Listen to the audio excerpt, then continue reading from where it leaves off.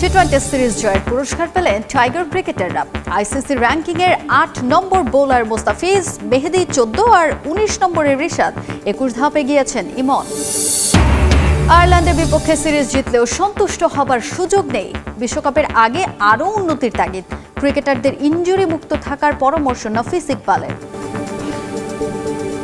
1-0 ডাউনের পর যে চ্যালেঞ্জটা নিছে, that was a good preparation. Hopefully প্লেয়াররা বিপিএলে সুস্থভাবে ভালোভাবে খেলে ওয়ার্ল্ড কাপে you will get the final thing. BPL নিলামের ফ্র্যাঞ্চাইজিগুলো এমন কাড়াকাড়ি করবে স্বপ্নেও ভাবেননি সাকলাইন। 44 লাখের রাজশাহীতে জায়গা পেয়ে উচ্ছ্বসিত রাইজিং স্টার তারকা, প্রতিদান দিতে চান আস্থার। রান পাহাড়েও স্বস্তি মিলল না ভারতের। টানা দ্বিতীয় সেঞ্চুরি হাঁকিয়েও পরাজিত বিরাট কোহলি। 4 বল হাতে রেখে মার্করামের শতকে 359 চেজ করল সাউথ আফ্রিকা। দেখছেন শিরোনাম, শুরুতে ক্রিকেটের খবর জানাবো। আয়ারল্যান্ডের বিপক্ষে টি-20 সিরিজ জয়ে আইসিসি র্যাঙ্কিংয়ে উন্নতি করেছেন বাংলাদেশের ক্রিকেটাররা। টি-20 বোলারদের তালিকায় 8 নম্বরে উঠে এসেছেন মোস্তাফিজুর রহমান। আয়ারল্যান্ডের বিপক্ষে সিরিজের প্রথম টি-20 হেরে সিরিজ নিয়ে এই শঙ্কা জেগেছিল সমর্থকদের মনে। তবে আর নাসুম আছেন 25-এ। আয়ারল্যান্ডের বিপক্ষে সিরিজ জিতলেও সন্তুষ্ট হবার সুযোগ দেখছেন না জাতীয় দলের টিম ম্যানেজার নাফিস ইকবাল। বরং ক্রিকেট বলেই দেখছেন আরও উন্নতির সুযোগ। বিপিএলে ক্রিকেটারদের পারফরমেন্স যেমনই হোক, নির্দেশনা থাকবে ইনজুরি মুক্ত থাকার। দল হিসেবে সেরা প্রস্তুতি নিয়ে বিশ্বকাপে যাবার লক্ষ্য সাবেক এই ক্রিকেটারের। বিস্তারিত জানাচ্ছেন সহকর্মী সাব্বির মিথুন। জয় পরাজয় থেকে ভালো ক্রিকেটার তারা খেলতে চায়। How much you are satisfied with this performance? 100% very satisfied.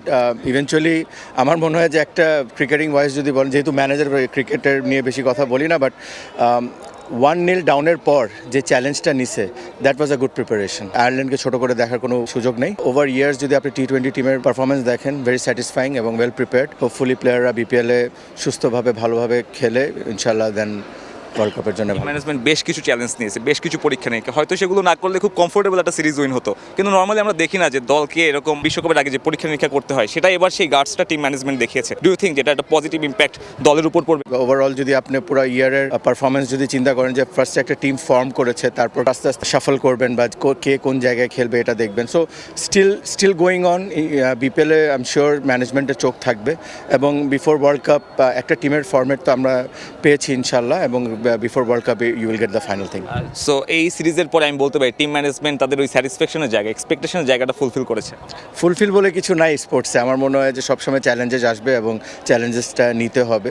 যদি ফুলফিল হয়ে যায় তাহলে তো আর সামনে আগানোর কোনো জায়গা থাকবে না। সো আমরা সবসময় চ্যালেঞ্জ নিতে প্রস্তুত, সবসময় ইমপ্রুভমেন্ট নিয়ে দেখার জন্য রেডি থাকবো।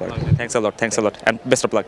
দর্শক, কথা বলছিলাম বাংলাদেশ জাতীয় দলের টিম ম্যানেজার নাফিস ভাইয়ের সঙ্গে, এবং যিনি আসলে বলছিলেন এই ক্রিকেটে সন্তুষ্টির জায়গাটা কখনো থাকে না। সিরিজ জিতলেও বাংলাদেশ দল চাইবে বিশ্বকাপের আগে যতগুলো ভুল ত্রুটি বা উন্নতির জায়গা রয়েছে, সেসব উন্নতি করেই বিশ্বকাপের মঞ্চে যেতে।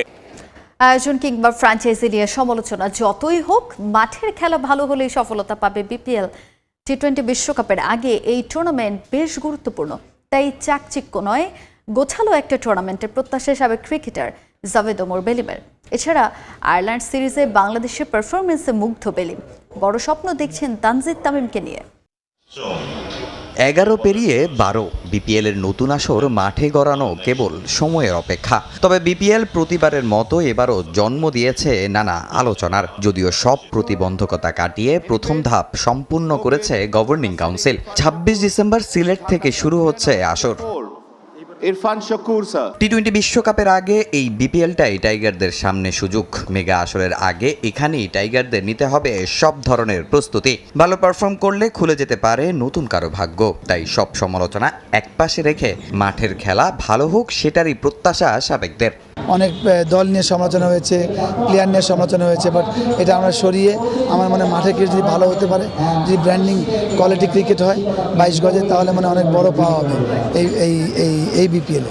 টি-20 ফরম্যাটে টাইগারদের সবশেষ আয়ারল্যান্ড সিরিজের শুরুটা ছিল ভুলে ভরপুর, তবে সেখান থেকে ঘুরে দাঁড়িয়ে সিরিজ নিজেদের কাছেই রেখেছে লাল সবুজ। শেষ ম্যাচে তানজিদ তামিমে মুগ্ধ বাংলাদেশ, অনেকে আবার তাকে তুলনা করছেন সাবেক অধিনায়ক তামিম ইকবালের সঙ্গে। তবে এখনই তাকে নিয়ে এত মাতামাতির পক্ষে নন আরেক সাবেক opener Belim. Very early to speak. আপনার তামিম 14, 15, 18 বছর বাংলাদেশ টিমে সার্ভিস দিয়েছে, বাট উনি আস্তে আস্তে শুরু করছেন। নো ডাউট র ট্যালেন্ট, প্রুভেন প্লেয়ার।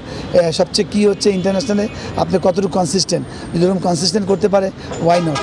এদিকে এদিন ফিজিক্যাল চ্যালেঞ্জ ক্রিকেটারদের নিয়ে র্যালি করেছে বিসিবি, যেখানে বেলিম ছাড়াও মুশফিক মাহমুদুল্লাহরা এসে উৎসাহ দিয়েছেন শারীরিক প্রতিবন্ধী ক্রিকেটারদের। টেনিসের তারকা ক্রিকেটার আব্দুল গফফর সাকলাইন এবার প্রথমবারের মতো খেলবেন বাংলাদেশ প্রিমিয়ার লিগে। নিলামে 3 ফ্র্যাঞ্চাইজির সঙ্গে হাড্ডাহাড্ডি লড়াই করে ডি ক্যাটাগরির ক্রিকেটারকে 44 লাখ টাকা দিয়ে দলে ভিড়িয়েছে রাজশাহী ওয়ারিয়র্স। এবার নিজেকে প্রমাণের অপেক্ষায় আছেন সাকলাইন। সময় সংবাদে শুনিয়েছেন তার উঠে আসার গল্প। এই লিস্টে সাকলাইন উপরের দিকেই ছিল শুরু থেকেই। অবশ্যই আপনাদের চোখের সামনে হয়তো এই পারফরমেন্সের মাধ্যমে সে আরেকটু বেশি অ্যাট্রাকশনে এসেছে এবং তার বিটটা যে টাকাটা বেড়েছে সেটা মনে এই রিসেন্ট পারফরমেন্সের কারণে। ভাগ্যটা এভাবেই বদলায়। কদিন আগেও ছিলেন না আলোচনায় টেপ টেনিসের তারকা খ্যাত ক্রিকেটার, একটা টুর্নামেন্ট দিয়েই নজর কেড়েছেন সবার। সাকলাইনকে পেতে 3 ফ্র্যাঞ্চাইজির চলে তুমুল লড়াই। 18 লাখ ভিত্তিমূল্যের এই প্রেসারের দাম গিয়ে ঠেকে 44 লাখে। এতটা হয়তো কল্পনা করেননি সাকলাইন নিজেও। সুযোগটা এসেছে, এখন কেবল নিজেকে আরও একবার প্রমাণের অপেক্ষায়। প্রত্যেকটা প্লেয়ারের ইচ্ছা আছে ভালো জায়গায় ক্রিকেট খেলার, তো আমারও সেই প্রসেসে আগাইতে অনেক কষ্ট বাধা আসে। আল্লাহ পাক সুযোগ দিয়েছেন, ইনশাল্লাহ আমি আমার কষ্ট আরও বেশি বাড়াই দেবো, যেহেতু একটা লেভেলে আসছি। পেস বোলিং একটা অনেক কঠিন কাজ, তো এটা অনেক হার্ডওয়ার্ক করতে হয়। তো আমি সেটাই আমার প্রসেসের মধ্যে থাকবো, আমি আমার নিজেকে মেনটেন করবো, প্রসেসের মধ্যে থাকবো। বাকিটা আল্লাহ পাকের ইচ্ছা, আমি সবসময় চেষ্টা করবো নিজের বেস্ট দেওয়ার। রাইজিং স্টার এশিয়া কাপটাই বদলে দিয়েছে সাকলাইনের ভাগ্য। ফাইনালে রিপন রাকিব সাকলাইনরা 125 রানে থামিয়ে দিয়েছিল পাকিস্তানকে, তবে সেই রানটা করতেও সামনে থেকে লড়াই করতে হয়েছে এই বোলারদের। তবে সুপার ওভারে জিসানের সঙ্গে সাকলাইনকে ব্যাটিংয়ে দেখে সবাই একটু অবাকই হয়েছেন। সেই গল্পটা শোনালেন এই পেসার নিজেই। আমার এটাই বিশ্বাস ছিল যে আমি শেষ পর্যন্ত খেললে ম্যাচটা জিততে পারবো, হয়তো বা আমাদের কপালে ছিল না, আমরা চেষ্টার কোনো কমতি ছিল না। আমি ব্যাটিং করতে সবসময় পছন্দ করি। এটা আমাদের আসলে বলতে গেলে আমার ক্যাপ্টেন আর আমার কোচের প্ল্যান ছিল সুপার ওভার আমাকে পাঠানো, তো আমি চেষ্টা করছি ওনাদের বিলিভ রাখার। তবে এই সাকলাইনের ক্রিকেট জার্নিটা ছিল বেশ কঠিন। খেলেননি বয়স ভিত্তিক জাতীয় পর্যায়ে, যদিও টেপ টেনিস ক্রিকেটে বড্ড সুনাম এই পেসারের, যার কারণে সবাই তাকে টেপ বল থেকে উঠে আসা ক্রিকেটার হিসেবেই জানে। যদিও সাকলাইন সেটা মানতে নারাজ। পড়ালেখা করছি সৈয়দপুর থেকে, তখন আমি ঢাকামুখী ছিলাম না। যখন আমি ইউনিভার্সিটি লাইফ যখন আমার ঢাকামুখী হয়েছে, তখন আমি ওইখান থেকে আর কি আমার যাত্রা শুরু। তো ওইখান থেকে আমি সবাই জানে যে সবাই বলতেছে যে আমি টেপ টেনিস থেকে উঠে আসছি। আসলে টেপ টেনিসের পাশাপাশি আমি ক্রিকেট বলও প্র্যাকটিস করতাম। তো আমি সৈয়দপুরে যাই, আমার যেখানে বাসা, তো আমি ওইখানে আমার সৈয়দপুর ক্রিকেট ক্লাব, আমি ওই ক্লাবে দীর্ঘদিন প্র্যাকটিস করছি, ম্যাচ খেলছি। ওইখান থেকে আমার 2টা কম্বিনেশন করেই আমি আর কি এই পর্যন্ত এসেছি। ইনশাল্লাহ আমি চেষ্টা করবো সামনে আর ভালো কিছু করার। সবশেষ ঢাকা প্রিমিয়ার লিগে গাজী গ্রুপের হয়ে খেলেছিলেন সাকলাইন। 13 ইনিংসে নিয়েছিলেন 15 উইকেট। আর এবার এনসিএল টি-20তে রংপুরের হয়ে 7 ইনিংসে শিকার 7 উইকেট।